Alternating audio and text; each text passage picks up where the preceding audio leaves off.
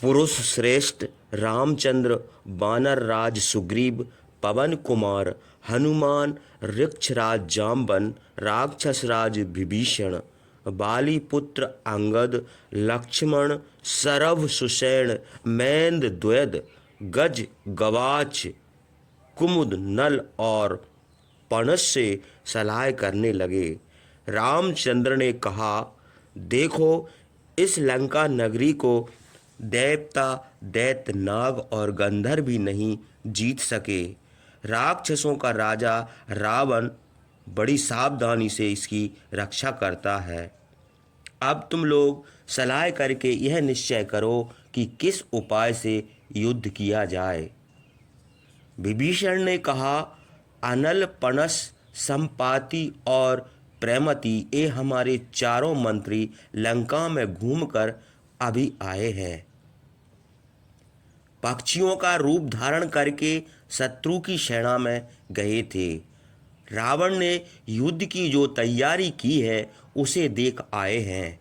वह हम आपसे कहते हैं, सुनिए। पूर्व के फाटक पर सेनापति प्रहस्त, दक्षिण के फाटक पर महाबली, महापार्श्व और महोदर, पश्चिम के फाटक पर बहुत बड़ी सेना के साथ इंद्रजीत भेजा गया है। इंद्रजीत के साथ हजारों वीर राक्षस फटिश, तलवार, धनुष, शूल, मुदगर आदि अस्त्र शस्त्र लेकर आए हैं। उत्तर के फाटक पर राक्षस राज रावण स्वयं आया है। उसके साथ बहुत बड़ी सेना है। विरूपाक्ष अपनी सेना के साथ लंका के बीच में नियुक्त किया गया है। 10,000 हाथी, 10,000 रथ, 20,000 घोड़े और 1 करोड़ बलवान राक्षस जो युद्ध में पीछे नहीं हटते रावण के साथ हैं। इन करोड़ों राक्षसों में हर एक का परिवार हजारों की संख्या में है। युद्ध के समय वह सब एकत्र हो जाता है। रामचंद्र के हित के लिए विभीषण ने लंका में अपने दूतों को भेजकर यह पता लगाया और रामचंद्र को बता दिया। फिर उन्होंने कहा, जब दुरात्मा रावण ने कुबेर से युद्ध किया था तब 60 लाख राक्षस उसके साथ थे। वे सब बल, वीर्य, तेज और गर्म में रावण के समान हैं। और मेरी इन बातों को सुनकर क्रोध ना कीजिएगा। मैं आपको कुपित करने या डराने के लिए नहीं कहता हूँ। आपको भय किसका है? आप अपने पराक्रम से देवता को भी परास्त कर सकते हैं।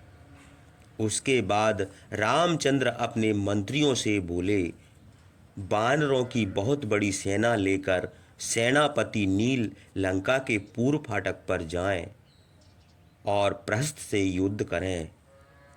अंगद वानरों की सेना लेकर दक्षिण फाटक पर जाएं। महापार्श्व और महोदर का वध करें। पवन कुमार महापराक्रमी हनुमान सेना के साथ पश्चिम के फाटक पर जाकर इंद्रजीत से युद्ध करें।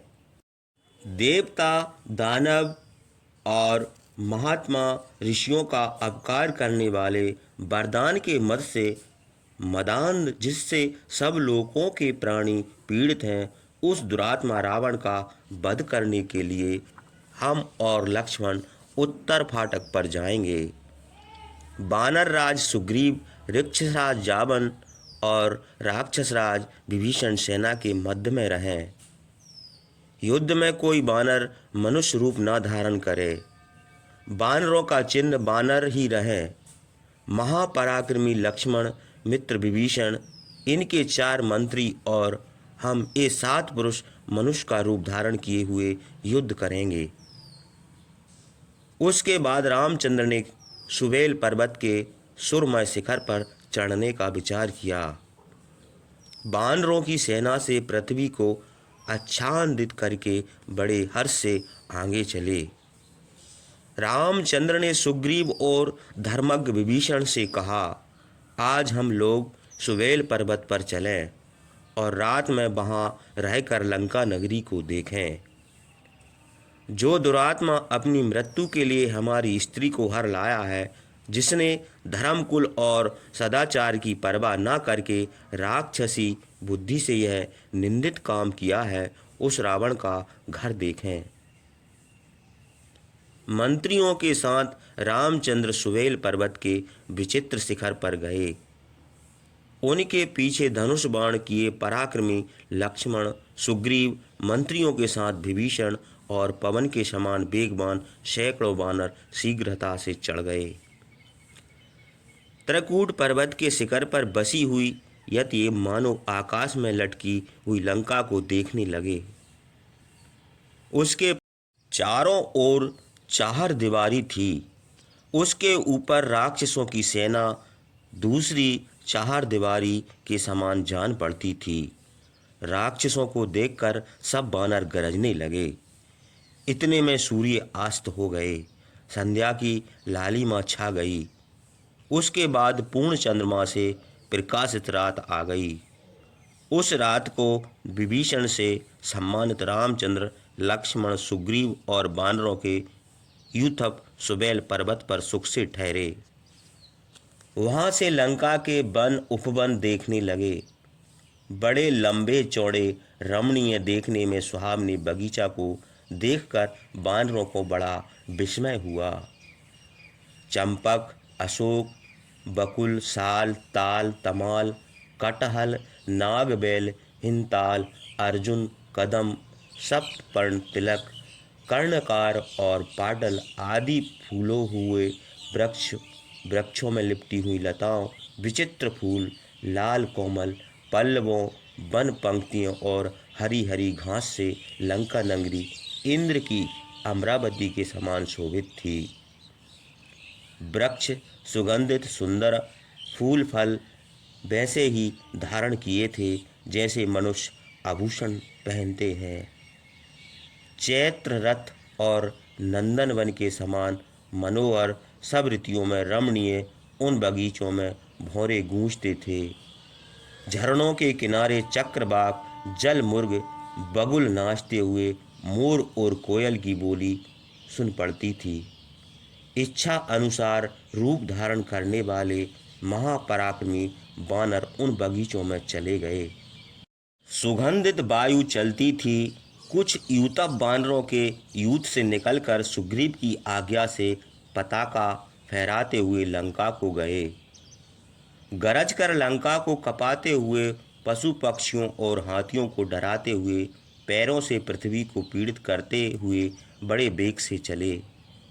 धूली आकाश में छा गई। उनके गरजने के शब्द से डरकर सिंह, हाथी, मृग और पक्षी इधर उधर भागे।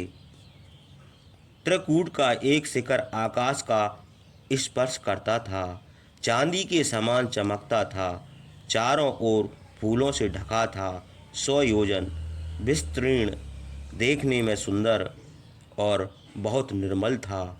वह इतना ऊंचा था कि वहाँ पक्षी भी कठिनता से जा सकते थे। मनुष्य तो वहाँ पहुँचने की कल्पना भी नहीं कर सकते थे। उस शिखर पर 10 योजन चौड़ी, 20 योजन लंबी रावण से सुरक्षित लंका बसी थी। चारों ओर सोने और चांदी की चार दीवारी बादलों के समान शोभित थी। ऊंचे घरों से ऐसी मालूम होती थी जैसे आषाढ़ में बादलों से आकाश शोभित होता है।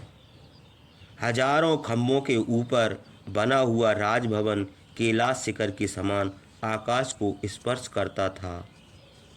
एक देवस्थान उस नगरी का आभूषण था। 100 राक्षस उसकी रक्षा करते थे। पर्वतों से शोभित सुवर्णमय स्वर्ग के समान समृद्ध लंका को देखकर महापराक्रमी रामचंद्र को बड़ा आश्चर्य हुआ। रामचंद्र, सुग्रीव और अन्य वानर यूथों ने सुबेल पर्वत के एक शिखर से विश्वकर्मा की बनाई हुई रमणीय लंका नगरी को देखा। फाटक पर राक्षस राज रावण बड़ा वेग से खड़ा था। उसके सिर पर विजय छत्र शोभित था। वह लाल चंदन लगाए था और लाल ही आभूषण पहने था। काले बादलों के समान काला था। उसकी छाती में ऐरावत हाथी के दांतों से घाव हुए थे। उनके चिन्ह बने थे। खरगोश के रुधिर के समान लाल रंग का वस्त्र ओढ़े था, जैसे संध्या के समय बादलों का रंग हो जाता है, वैसे ही रावण शोभित था। रामचंद्र उसे देखते थे।